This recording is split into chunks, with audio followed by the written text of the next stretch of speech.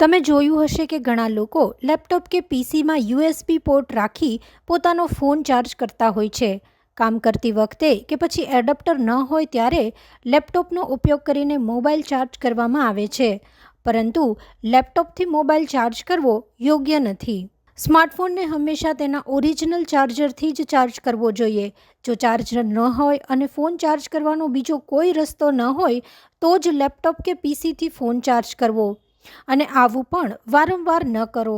જો તમે લેપટોપથી ફોનને ચાર્જ કરશો તો ફોનની બેટરી બગડી જશે. આ સિવાય જો વારંવાર ફોનને લેપટોપથી ચાર્જ કરવામાં આવે તો ચાર્જિંગ સ્પીડ પર પણ અસર થાય છે. ત્યાર પછી ફોન ચાર્જ થવામાં વધુ સમય લાગી શકે છે. આ રીતે ચાર્જ કરવાથી ઓવરહીટિંગની સમસ્યા પણ થઈ જાય છે. જો નિયમિત રીતે લેપટોપ કે પીસીથી ફોન ચાર્જ કરવામાં આવે તો ફોનની બેટરી ઝડપથી ઉતરવા લાગે છે.